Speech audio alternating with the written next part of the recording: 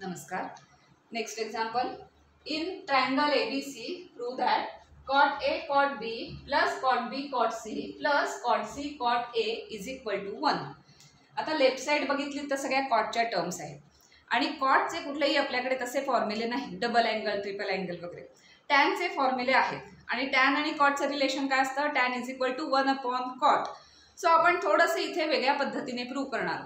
जसं आपण आधीच्या एक्झाम्पलमध्ये केलं, जे गिव्हन आहे म्हणजे काय म्हटलं की ट्रायंगल एबीसी असं म्हटलंय. सो एबीसीच्या प्रॉपर्टीज आपण अप्लाय करू शकतो आणि त्या प्रॉपर्टीज अप्लाय करून जर आपल्याला हे स्टेटमेंट प्रूव्ह करता आलं तर आपण बघणार आहोत. इथे लेफ्ट साइड कन्सिडर करून राईट साइड प्रूव्ह करणं तितकंसं इझी नाहीये, कारण लेफ्ट साइड जर तुम्ही कन्सिडर केली तर कॉटचा काय रेशो आहे? Cos upon sine. So cos upon sine जर सगळीकडे आपण इथे सबस्टिट्यूट केलं तर ते जास्त कॉम्प्लिकेटेड होणार. त्यामुळे आपण थोडंसं वेगळ्या मेथडने, जसं आधीच्या एक्झाम्पलसाठी केलं होतं त्या मेथडने आपण इथे सॉल्व्ह करणार आहोत. म्हणजे ट्रायंगल एबीसी दिलाय, मग एबीसीची प्रॉपर्टी अप्लाय करता येते की A plus B plus C is equal to 180 म्हणजे पाय. तर ती प्रॉपर्टी अप्लाय करून मग टॅन ऑपरेट करून वगैरे काही होतंय का बघणार आहोत. कारण टॅन आणि कॉटचं एकमेकांशी रिलेशन आहे. टॅन इज इक्वल टू 1/कॉट. सो ते कुठेतरी आपल्याला नंतर अप्लाय करता येईल. सो आधीचं जसं टॅनचं एक्झाम्पल होतं तशाच मेथडने आपण इथे सॉल्व्ह करणार आहोत. So given that triangle ABC दिलाय ना, तो given that angle A plus B plus C is equal to 180 means pi असं आपण म्हणू शकतो. आता हा अँगल इज इक्वल टू, ही टर्म इज इक्वल टू ही टर्म आहे, त्यामुळे आपण दोन्हीकडे टॅन ऑपरेट करू शकतो. कारण टॅनचे फॉर्म्युले आहेत. आपण डायरेक्टली कॉट ऑपरेट केलंही असतं, पण कॉटचे डबल अँगल वगैरे फॉर्म्युले नाही आहेत. टॅनचे आहेत ते अप्लाय करून मग टॅनचं कॉट कधी आपल्याला करता येईल. सो दोन्हीकडे टॅन ऑपरेट करूया. That implies tan of angle होणार A plus B plus C is equal to tan of pi. पण टॅन पाय किती असते व्हॅल्यू? आपण तो चार्ट केला होता सुरुवातीला, आठवत असेल तर टॅन पायची व्हॅल्यू असते 0. So is equal to 0. So आपल्याला काय मिळालं? Tan of A plus B plus C is equal to 0. आता A plus B plus C जर 3 टर्म्स असतील तर त्यासाठी डायरेक्ट फॉर्म्युला नाही, पण आपण कुठल्या तरी 2 टर्मना क्लब करूया, त्याला एक टर्म किंवा एक अँगल म्हणूया आणि मग ए प्लस बी म्हणजे डबल ॲडिशन ऑफ अँगलचा फॉर्म्युला टॅनचा तिथे अप्लाय करता येईल. सो सपोज आपण बी प्लस सीला एकच टर्म आहे असं कन्सिडर केलं आणि ए प्लस दिस टर्म असं घेतलं तर addition of angle formula apply करता येईल. सो आपण ह्या सगळ्यासाठी ॲडिशन ऑफ 2 अँगल्सचा जो टॅनचा फॉर्म्युला आहे तो अप्लाय करूया. सो दॅट इम्प्लाइज टॅनचा फॉर्म्युला अप्लाय करूया ह्या 2 अँगलसाठी. सो काय फॉर्म्युला आहे तो? Tan A, tan of first angle plus tan of second angle. Second किती आहे? B plus C plus B plus tan A plus tan B plus C, कारण याला आपण एकच कन्सिडर केलंय, upon 1 minus tan A into into काय असतं? Tan second means tan B plus is equal to right side किती आले? Tan पाय मीन्स 0, त्यामुळे राईट साइड इथे 0 मिळाले. आता इथे टॅन बी प्लस सी मध्ये पुन्हा 2 टर्म्स आहेत, म्हणजे पुन्हा ॲडिशन ऑफ अँगलचा फॉर्म्युला तिथे अप्लाय करता येईल. सो रिपीटेडली आपण इथे ॲडिशन ऑफ अँगलचा फॉर्म्युला अगेन अप्लाय करूया. So that implies tan A plus याचा ॲडिशन ऑफ अँगलचा फॉर्म्युला अप्लाय करूया. बी प्लस सी मीन्स काय होणार? Tan B plus tan C upon 1 minus tan B tan C, tan B tan C. या टर्मसाठी आपण हा फॉर्म्युला अप्लाय केलाय. अपॉन डिनॉमिनेटरमध्ये पण फॉर्म्युला अप्लाय करायला लागेल. 1 मायनस टॅन ए तसंच इंटू ब्रॅकेट याच्यासाठी फॉर्म्युला अप्लाय करूया same. Tan B plus tan C upon 1 minus tan B tan C is equal to 0. Right side 0च आहे.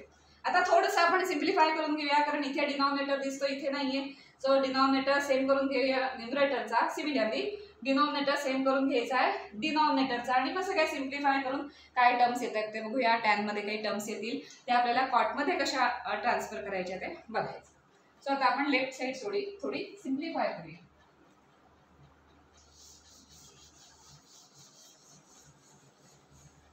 सो दॅट इम्प्लाइज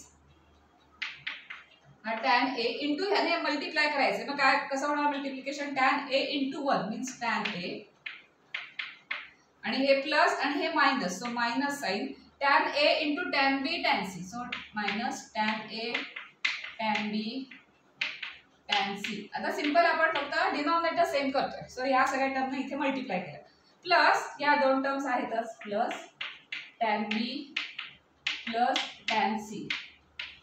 हा झाला न्यूमरेटरचा न्यूमरेटर अपॉन न्यूमरेटरचा डिनॉमिनेटर. दोन्ही टर्मला इथे हे मल्टिप्लिकेशन झाल्यामुळे इथे सेम झालेला आहे. तो काय आहे 1 minus tan B tan C. So numerator आपण सिम्प्लिफाय केलं. आता आपण डिनॉमिनेटर बघणार आहोत. सो अपॉन डिनॉमिनेटर मध्ये काय टर्म्स येणार आहेत, ह्या ब्रॅकेटने म्हणजे हा जो डिनॉमिनेटर आहे त्याने ह्याला मल्टिप्लाय करायला लागेल. सो 1 ने 1 ला मल्टिप्लाय केलं की 1 राहिलं. त्याच्यानंतर 1 ने टॅन बी टॅन सी ला मल्टिप्लाय केलं की याचं प्लस 1 आणि याचं -1. सो साइन मध्ये मायनस येईल. टॅन बी टॅन सी येईल minus tan B tan C येईल. 1 ने ह्याला मल्टिप्लाय केलं. आता ह्या टर्मने या टर्मला आता मल्टिप्लाय करून आता डिनॉमिनेटर सेम झालंय ना, तो डिनॉमिनेटर सेम लिहिणारच आहोत. पण सेकंड टर्म काय असणार आहे minus plus. So minus tan A tan B minus tan A tan B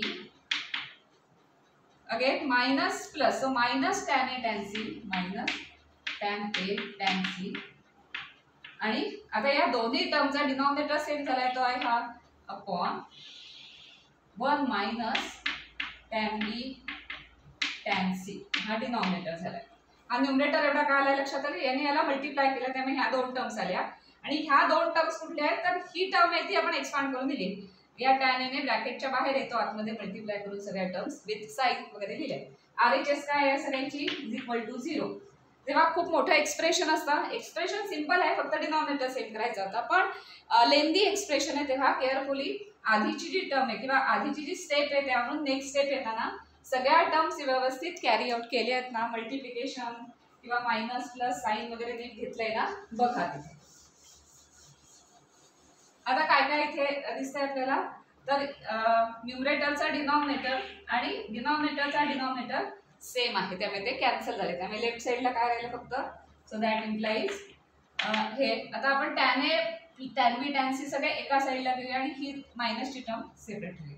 so that implies tan A plus tan B plus tan C minus this tan A tan B tan C ही term. हा सगळा numerator झाला. तर न्यूमरेटरचा denominator cancel झाला त्यामुळे numerator एवढाच आहे. Denominator मध्ये काय काय टर्म राहिल्या 1 minus this tan B tan C minus this tan A tan B minus tan A tan C is equal to 0. आता राईट साइडला 0 टर्म असल्यामुळे सिंपल झालाय, कारण हा जो डिनॉमिनेटर आहे तो सगळा तिकडे जर जाऊन मल्टिप्लाय केला तर ते 0 मध्ये ऍब्सॉर्ब होऊन जाईल आणि डिनॉमिनेटर जाईल. त्यामुळे न्यूमरेटर इज इक्वल टू 0 एवढीच टर्म फक्त नेक्स्ट स्टेपला राहणार आहे. नेक्स्ट स्टेपला आपण काय केलं की हा जो डिनॉमिनेटर आहे लेफ्ट साइडचा तो सगळा तिकडे जाऊन मल्टिप्लाय केला त्यामुळे तो 0 झाला. सो दॅट इम्प्लाइज लेफ्ट साइडला काय राहिलं फक्त tan A plus tan B plus tan C हे राहिलं मायनस हा प्रॉडक्ट राहिला tan A tan B tan C आणि ते सगळ्याला इज इक्वल टू 0 कारण डिनॉमिनेटर तिकडे ऍब्सॉर्ब झाला आणि 0 झालं. आता आपल्याला काय करता येईल, ही मायनस टर्म आहे आता तिकडे नाही तर ही 0 नाही होणार, ही मायनसची तिकडे जाताना 0 प्लस होणार आहे त्यामुळे ती टर्म तिथे येईल आणि प्लस होईल. So that implies tan A plus tan B plus tan C. सगळ्या टर्म्स अजूनही टॅन मध्येच आहेत पण टॅनचा 1 कॉट आहे ना, tan is equal to 1 cot. So ते करता येईल पण बऱ्यापैकी आता सिम्प्लिफाय व्हायला लागलाय. Tan A plus tan B plus tan C दिसतंय आणि ही टर्म सगळी तिकडे ट्रान्सफर करणार. So which is equal to tan A tan B tan C. आता आपल्याला माहिती आहे हा नियम की ही सगळीच्या सगळी टर्म जर आपण इकडे आणली तर इथे काय राहणार आहे, मल्टिप्लिकेशन मधनं आणणार ना इथे, त्यामुळे इथे 1 राहणार. आता त्यामुळे राईट साईडला 1 राहील आणि सगळीच्या सगळी टर्म इकडे आणली. याचा अर्थ काय की tan A tan B tan सीला टॅन सीने बोथ साईडला काय करायचंय डिव्हाइड करायचं, त्यामुळे याला डिनॉमिनेटर येईल आणि याचा डिनॉमिनेटर न्यूमरेटर कॅन्सल होऊन 1 होईल तिथे. सो नेक्स्ट स्टेपला होणार that implies tan A plus tan B plus tan C. Simple अल्जेब्राचे रूल येतात हे.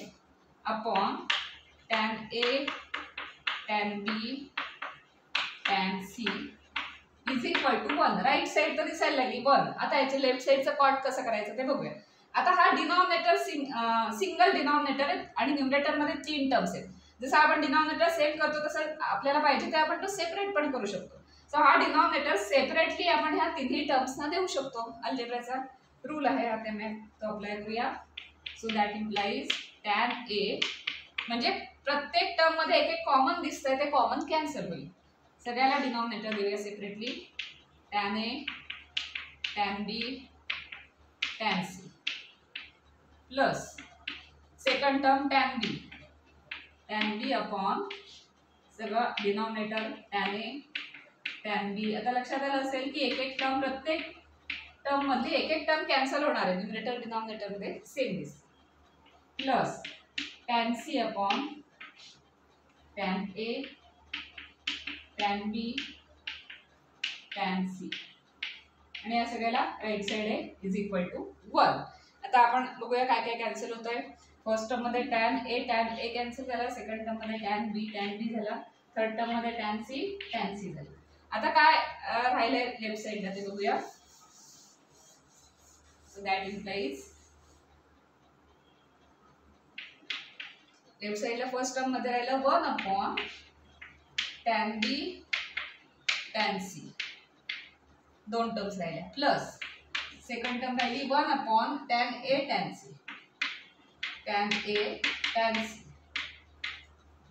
आणि थर्ड टर्म मध्ये काय राहिलं plus 1 upon tan A tan B आणि इज इक्वल टू 1. आता जे आपल्याला एक्सप्रेशन हवं आहे ते जवळजवळ आलेलं आहे. फक्त काय सगळं टॅन मध्ये त्याला कॉट मध्ये करायचं असेल तर आपल्याला माहिती आहे की we know that 1 upon cot is equal to tan और 1 upon tan is equal to cot. So इथे सगळे 1 अपॉन टॅन आहेत तिथे सगळ्याला 1 कॉट असं आपण करणार. So 1 upon tan B means काय असणार कॉट बी.